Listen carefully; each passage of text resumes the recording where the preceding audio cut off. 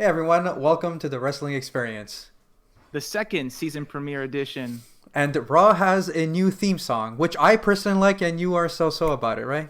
I didn't have an opinion. I'm just happy. I'm just sad to see "Wanna Be Loved" by Papa Roach go. Okay, well that's fair. So I'm Jess. You're supposed to say that was like their theme song like four theme songs I ago. But know okay, that. I fine. know. I Fine. just wanted Make to me ignore make me you. look bad. I'm Johnny. Let's go. We don't have time. So we are here to recap the season premiere of Monday Night Raw. The show opens up with the Fiend's music and Alexa Bliss is in the ring. She tells us that he's here and to let him in. The lights fade to black and the Fiend makes his entrance. And again, I have to say, hands down, the best produced entrance in the business. I guess second to The Undertaker. But yeah, so currently, in my opinion, the best entrance. We see the Fiend and Alexa Bliss hold hands, and then, surprisingly, we see the Retribution make They their have way. a theme song too. Yeah, that's a weird. I can't believe it. It was so weird. They're like, we don't like, we're not puppets of the WWE, but thank you so much for graciously providing us. Come on, they need a theme music. They can't get down to business without a theme music, something to pump them up. But yeah, they surround the ring, right? Yeah, exactly. They circle them and they're about to The attack. Fiend doesn't care. Oh, I don't yeah. think he cares at all. He doesn't even bat an eye, but they're about to attack. The lights go to black, and when they get back on, the Fiend and Alexa are gone. But out come the Hurt Business because we have our first match of the night. It's a 4-on-4 tag team match. They start brawling. Oh, yeah. They start basically, they clean house. And after the break, when the match begins, though, I do want to say that there was a quick video promo for Matt Riddle and how Matt Riddle has done it all without wearing shoes or something like that. Imagine what he could do if he wore shoes, though. Yeah, so I'm going to jump into the match. How bad did Retribution look in this match? Pretty bad. I'm having a hard time remembering anything. Like, Slapjack gets beat up for the first, half of the match until he makes his hot tag. Mustafa Ali has a great sequence with Cedric Alexander. They talk about their past rivalry, which is pretty nice. But then it just felt like there was a lot of stuff going on. And then all of a sudden, T-Bar was tapping out to the Hurt Lock. And I'm like, what? Yeah, I mean, so the one thing, though, the positive is that they made Bobby Lashley look like a monster, but then the negative thing is that they made Retribution look like chumps. They nearly got dropped out because they didn't really have any sort of offense except for, as you mentioned, Mustafa Ali that kind of did something, but not really. Like, Mace did look intimidating at one point. There was also, it was weird because the Fiend showed up right before a commercial, and then we come back and it's like nothing ever happened. And then the Fiend shows up again after the match. He's at the corner with the rest of Retribution, like he just slipped in incognito and he started beating them up. So Retribution just looked horrible, right? Yeah, exactly. Like and that's the thing. The Fiend single-handedly takes out every single member of Retribution minus the ninjas. And Mustafa Ali, he tries to run away, and then T-Bar comes to his aid, but then the Fiend hits him with the Sister Abigail, and he's staring and he's looking onto the Hurt Business, who kind of escape. And then we see, and this is just ridiculous. We see Alexa Bliss on the Titantron, and she says, "Let me in" a very goofy voice. Yeah, that was our opening multiple segments of Raw. Fiend is here. Yeah. Retribution is here, and they don't seem very intimidating. And the Hurt Business is in business, I guess. Not at all. So we do have our next segment. We have the phenomenal AJ Styles, but there's something different about his entrance. He is now accompanied by a new bodyguard. His name is Jordan Omog. I think it is Omog Behan or something like that. I'm just like, oh my god, he's so big. Like, that's his last name. It's just the guy. It's the Raw Underground guy. It's the Raw Underground bouncer. The bouncer. Guy. That's yeah. who he is. He's huge though. He's super tall. Yeah. He was standing behind AJ while AJ was talking, and it was like, I think AJ only reached his stomach area. Essentially. And then AJ Styles, listen, he gets on the mic. He talks about how the Raw draft. How Seth Rollins kind of talked about it having a true leader, and he starts talking about Seth Rollins spewing his propaganda, Jeff Hardy thinking that he can just show up on Raw and claim it as his own. And he talks about when he beats Matt Riddle tonight, the new era will begin with the face that runs this place, AJ Styles. And the real redemption of Raw was the return of AJ Styles. Essentially. And then Matt Riddle makes his way, and they had a match. What did you think about the match? Well, I found it really weird that the ref was like, "Oh, I'm just trying to do my job. I need you to leave the ring," to the big guy. Yeah, the and bodyguard. he's just not going there, and he was gonna disqualify AJ, and then he grabs his hand, and he's like, "No," and then after all that, he finally comes out. The match was pretty good. There was a lot of stuff going on. I think it was their second encounter because they had an encounter on SmackDown early on.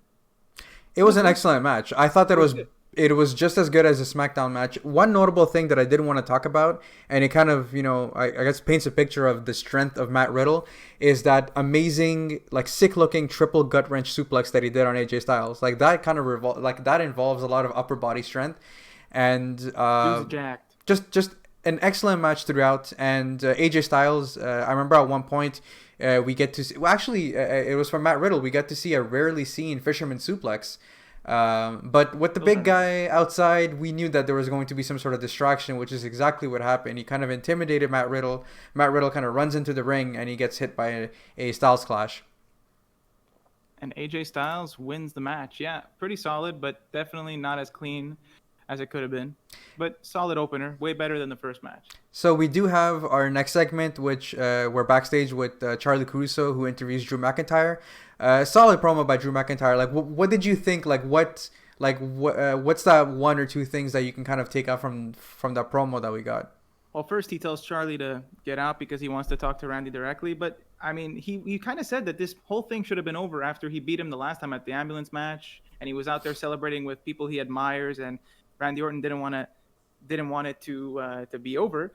And I like that Drew talks about how he always defended the title with honor and respect, and Yes. he treated it properly, which is amazing. But on Sunday, it's not about honor and respect. It's about beating up Randy Orton.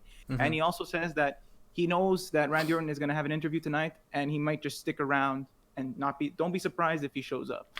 And he ended this, and I'm glad that you kind of stopped there. So he ended it with saying, he's like, you know what? I've been walking around, and the crew's asking me, like, why are you wearing black? Like, are you going to a funeral? And he's like, well, maybe I just am. Yeah, that was a nice little touch for him. Yeah. So now we have the match of the night. We have Lana versus Asuka. The long-awaited Lana versus Asuka. No, okay. So kidding aside, Lana was pretty good. And I think that's also, Asuka kind of helping her out, but she did a decent job, kicking her like multiple times in the head, and they actually look believable, and Asuka's selling was actually really believable as well. But yeah. Asuka was just too much and too skilled. After a couple of reverse attempts from Lana and Asuka, Asuka basically hits her with an elbow. Lana was about to hit her with an elbow, a back elbow, but Asuka kind of gets caught. Catches her in an Asuka lock, and Lana taps immediately. And that's not the end of poor Lana. Poor Lana. Shania comes out. Lana goes through the table again. Shayna Baszler tries to choke out Asuka. It looks like she's going to get the edge, but Asuka's able to slip on and escape. And then we cut the commercial, and we come back, and we have Shania in the ring, right? And so they're arguing about whether or not they're a good team, if what they're doing is teamwork or dominance. They're not really sure. And basically, this, to sum it up, is like, you're not taking the titles from them. You don't mess with them. You will be destroyed. Is kind of their point. Mm-hmm. Until the Sexy Muscle Friends come out, and I love that. I like that name. That's their unofficial name, and they're ready because they're basically answering the call. But you know who else answers the call right after? Lacey Evans, who last I checked didn't have a tag team partner. But oh wait, guess who her tag team partner is? Peyton Royce. She's never been in a tag team, right? This what an odd couple to put together. This breaks my heart, and I'm sure it broke your heart. I am so sad that we have to talk about this. How is it that you break up the Iconics, who were perfect? They had chemistry. They were best friends like since high school, because Only you want her in a tag team with Lacey. Not that there's anything wrong with Lacey Evans. But... No, exactly. Like, do you have a team? But like, you want to propel Peyton Royce into like the singles division, which is perfectly fine, but then you put her with Lacey Evans. The only positive that I can think about this is that there's going to be some sort of rift between her and Lacey, and then it's going to push her in a singles thing. But even then, like, I'm not like, why are they even in a team to begin with? And why isn't Peyton unhappy about it? Like, why isn't she like not, thinking about Billy? And I don't know. It was just weird. I don't know. They did kind of look like they were like left on bad terms, but then it was like retcon the week after for them to have left on good terms. So I'm not really sure. Yeah. Not to forget, the Riott Squad does come out. They were drafted, but they're here. And we had a fatal four-way playa. I'm sorry. How messy and chaotic of a match was this? Well, first of all, it was, because basically I think the Riott Squad takes everybody out at the beginning before the commercial with the aerial attack, knocking everybody out. But yeah, it was one of those matches where only two people can be legal at the same time, so you could tag in someone who's not in your team, which... I mean, they're fun, but they don't really make sense when you really think about them. Mm-hmm. There were cool spots like Sexy Muscle Friends. I really wanted them to suplex Nia, but they couldn't. It didn't work out. There was a lot of commotion going on. Things didn't really make sense, and then it ended up looking like the Riott Squad would pick up the win, but then Nia Jax and Shayna Baszler sneak it out and pick up the win instead. Yes, so I did want to mention something notable though. When the super sexy friends or super muscle friends or whatever you call them, Sexy muscle friends, the moment where Mandy Rose hits that beautiful looking running knee strike, and then she's Dana always good at that. and Always but then on point with that. but then Dana Brooke followed it up with a moonsault, and I was like, oh my god, they're gonna win this. Like that was a really really good sequence from both of them. But yeah, so they're kind of hitting their stride and they're doing a good job. But yeah, Shania win. They hit the Samoan drop on Lacey Evans for the win.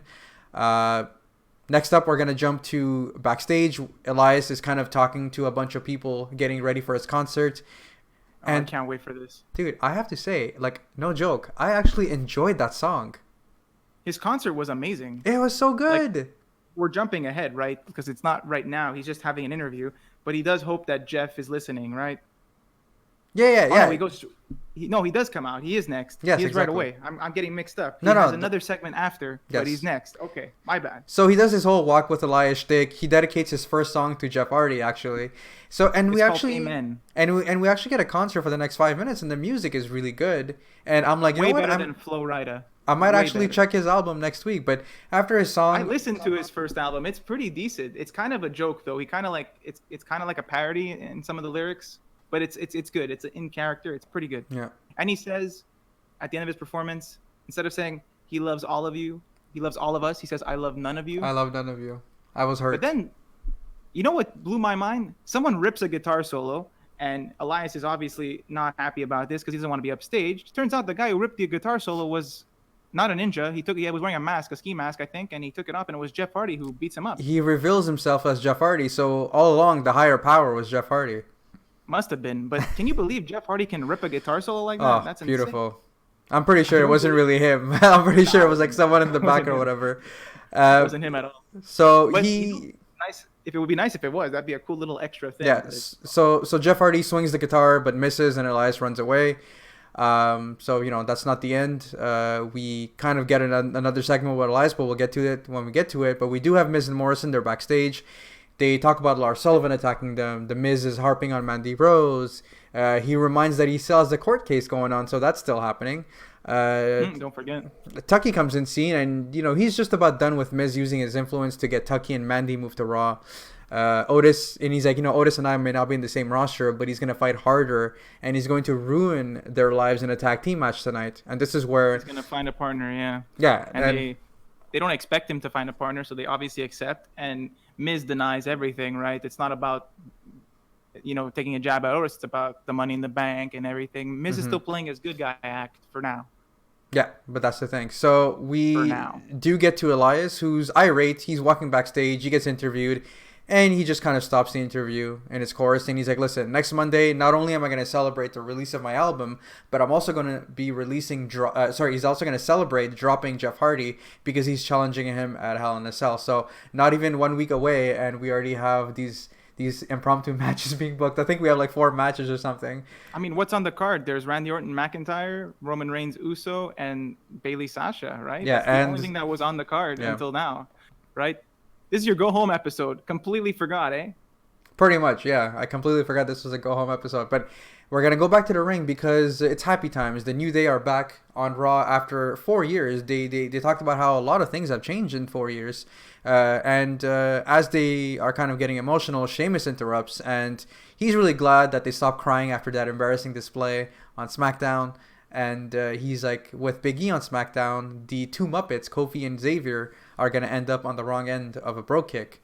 And basically, you know, there's a kind of a little bit of a rift. I think Kofi Kingston says that actually we like the fact that we're separated because now we get to spread our seed of positivity all over WWE. That was well executed there. Yeah, and I love the line where Xavier said, actually, you know, you mentioned Big E. Didn't Big E drop your ashy ass on the car? And I was like, that was the best line ever. Yeah, and all this leads to Kofi is going to beat up Sheamus in their match that's coming up next. Yeah, I mean, we do get to see the power of Sheamus on full display. He reverses a top rope move from Kofi, grabs him midair, and he actually slams him onto the apron, which kind of looked brutal. There was a Trouble in Paradise. Too. Yeah, exactly. But I remember at one point towards the end, Kofi was about to go for a Trouble in Paradise, and Sheamus was about to block it, but there was a little bit of a botch. And then he kind of hits him with an Alabama slam, but he only gets a 2 count. And towards the end, we see another missed SOS, which Sheamus reverses, but Kofi reverses that, and he hits him with a Trouble in Paradise for the win. I thought it was an okay match, like nothing to really go crazy about, but it was pretty decent. It was fine.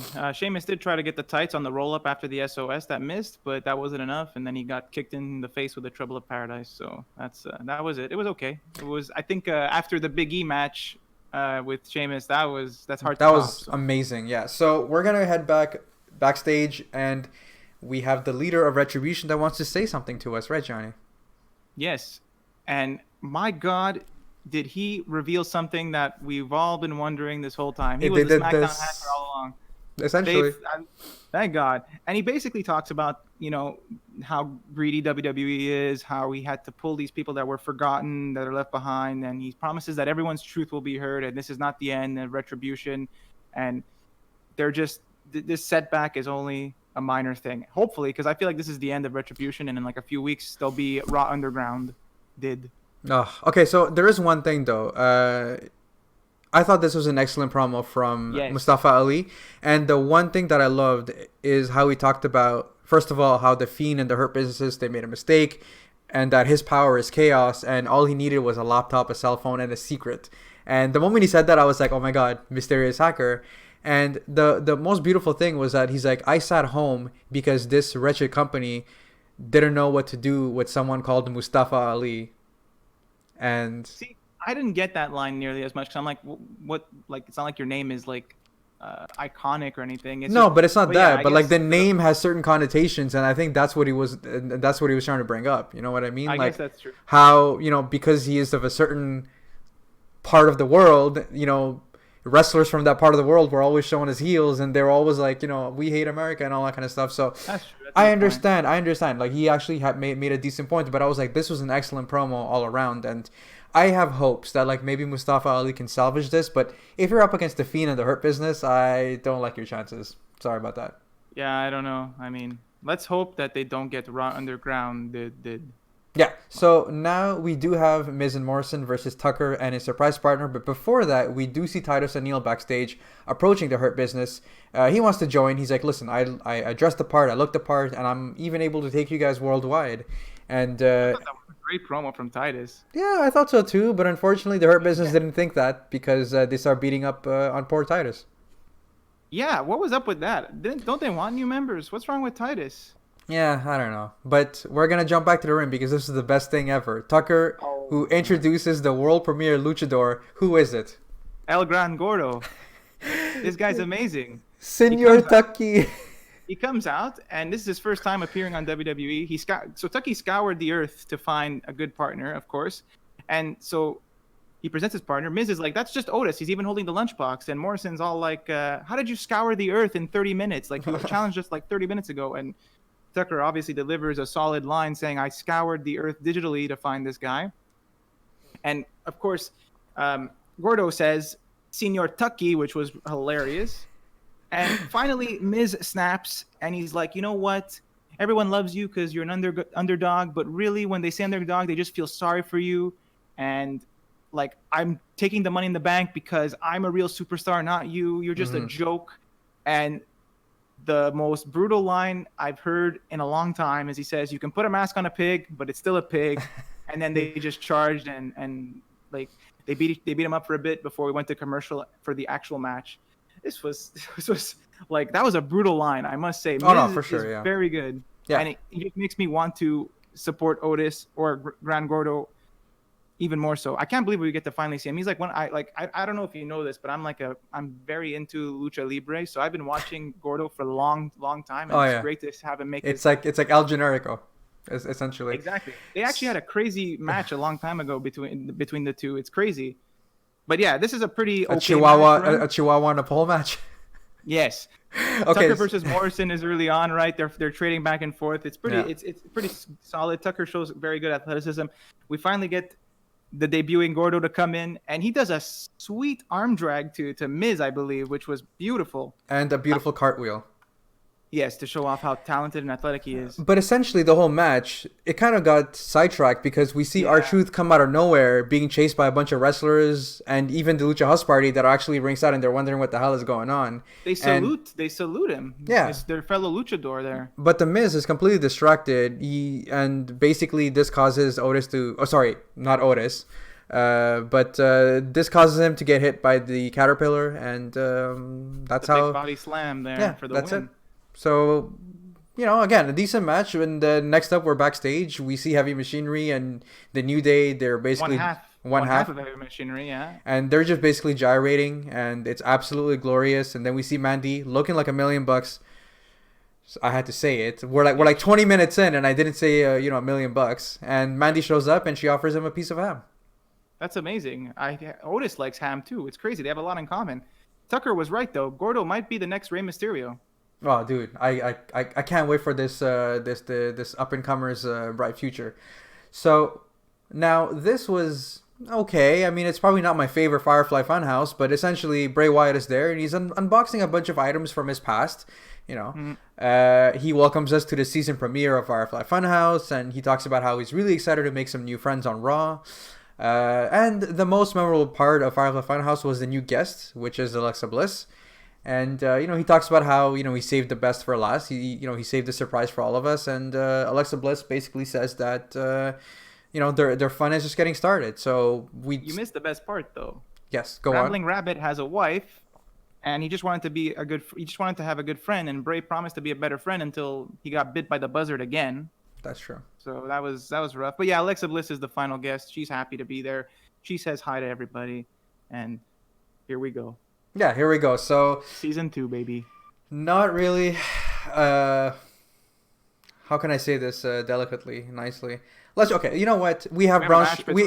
So we have Braun Strowman versus Keith Lee. Okay, I don't want to go through the match because it was not a match. Essentially, there are so many things that are wrong with this feud. Number one, why is Keith Lee always in wonk finishes? Number two, why are we reliving AJ Styles versus Nakamura from 2018 where they just kept kicking each other in the balls?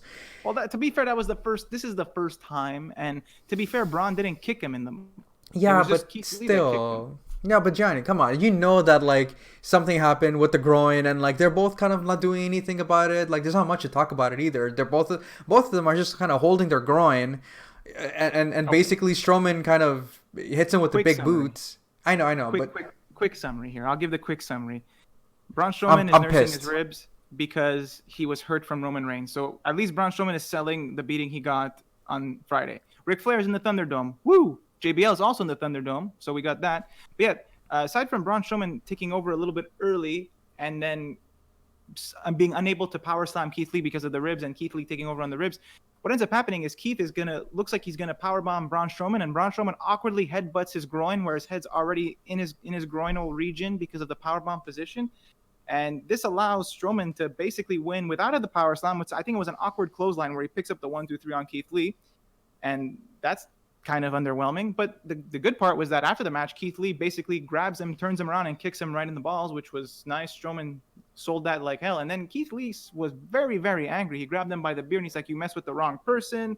How dare you do that?" And he just mouths off. And it was, and I mean, I'm trying to make it feel better. It was still a pretty horrible segment. But I'm sorry. I mean, you listen. You did a great job summarizing it, but it just really pissed me off that we're getting, Keith Lee in this mess. This is basically they don't know what to do on the main roster. I understand that you want to protect both people, but then if you want to protect both people, don't put them in matches together. It's as simple as that. I mean, I don't know. It's just. I really hope that Keith Lee is able to maybe have a match against him at Hell in a Cell, just end it and kind of move on. But since they're both on Raw, I don't see this ending anytime soon. Well, clearly, based on what I explained, this is not over by any stretch. Yeah. So we do have our final segment of the night.